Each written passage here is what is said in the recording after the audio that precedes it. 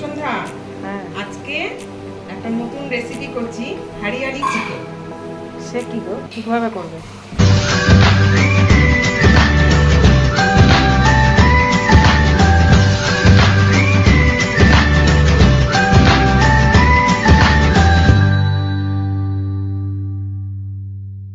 চিকেনটাকে আগে আমি গোলমরিচ আর পাতি লেবু মাখিয়ে রেখে দিয়েছি, 15 মিনিটের জন্য রেখে দিয়েছি। ধুয়ে লেবুটা দিলে কি বেশি টক হয়ে যাবে, জন্য আমি লেবু একটু ধুয়ে জলটা ফেলে দিয়েছি, ভালো করে ছেঁকে তুলে নিয়েছি।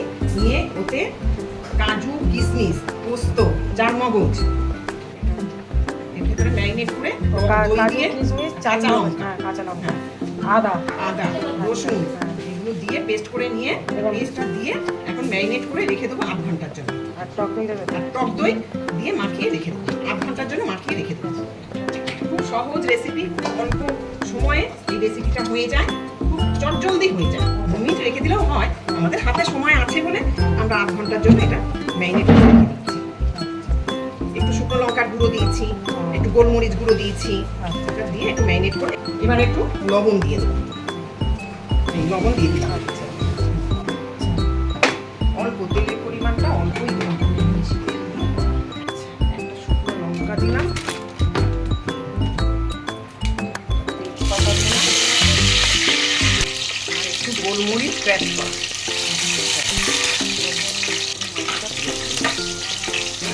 লঙ্কা, দারচিনি, এলাচ আর গোলমরিচ গুঁড়ো, তাই তো? গুঁড়ো মানে খেতে খেতে, হ্যাঁ।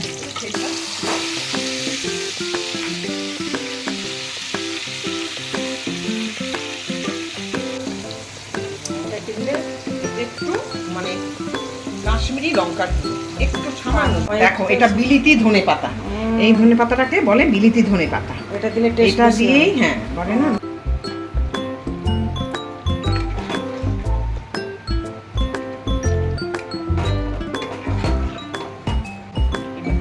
এটা পরে দিই।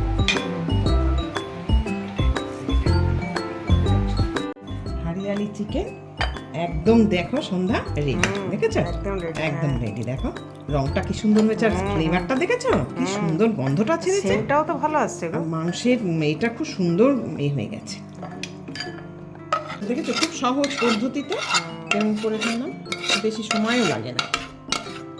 ওটাই, বাচ্চারা যদি ইচ্ছে করে ওরাও হ্যাঁ। করে খেতে পারবে।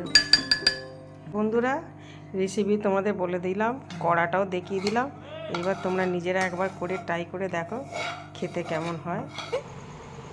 লাইক শেয়ার করে দেবেন।